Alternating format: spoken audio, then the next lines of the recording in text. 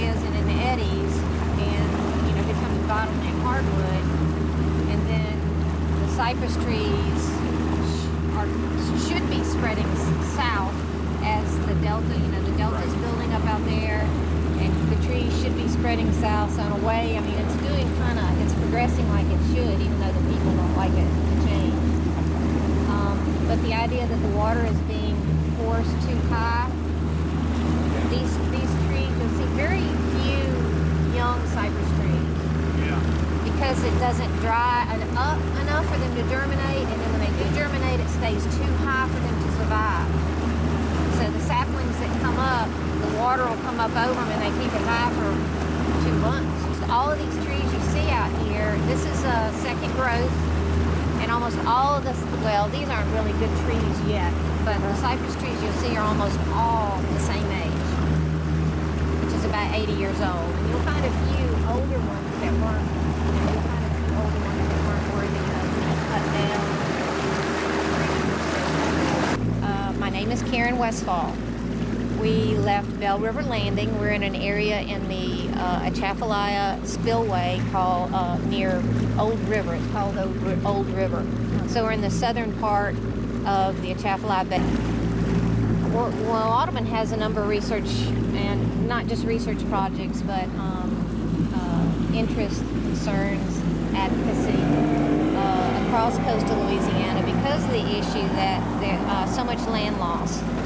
Most of South Louisiana was built as Mississippi River Delta, and with the river being straitjacketed now by the levees, it's the bank overflow that would nourish these wetlands is absent now. So the land is continuing to subside like it naturally would, but you don't have the fresh sediment coming in to replace it. Therefore, there's a lot of issues we're working on trying to get diversions from the river to bring in fresh water and fresh sediment in a variety of places to try to mimic what nature would have done on its own. The Atchafalaya River has also been somewhat straitjacketed into this spillway that's being artificially managed, if you can call it managed.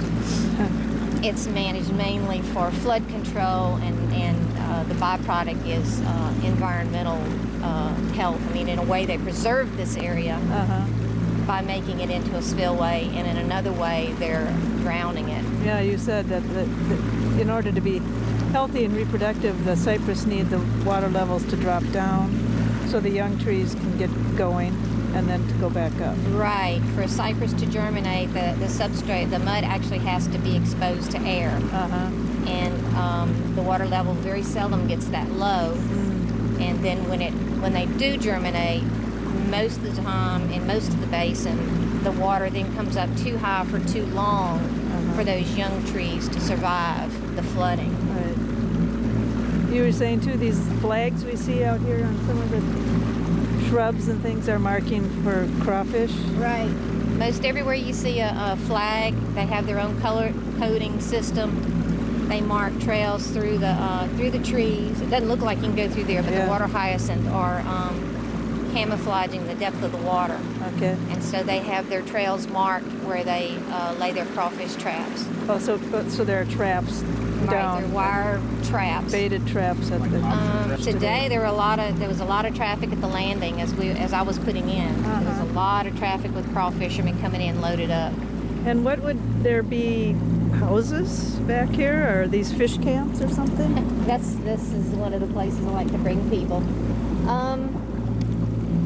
The spillway precludes permanent dwellings. Yeah. In most places because it will flood. So people have adapted by bringing in houseboats. Okay. And some of these are camps and some of these are residences. But they don't go anywhere. But they float. Usually they don't go anywhere. Yeah. No, they just stay here and they come in and out by boat. And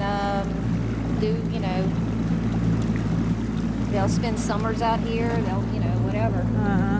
See some of them are more like that one right there is a really nice looking house. Sure. And then that one back there looks like it's more for occasional use. Uh-huh.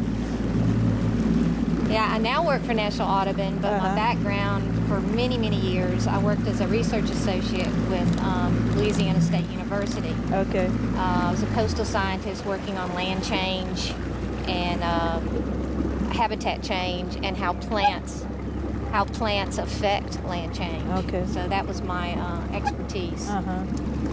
And yeah, I got pulled in with my first boss, Dr. Paul Kemp, brought me in with him to be science support for the other projects that Audubon is doing. Okay.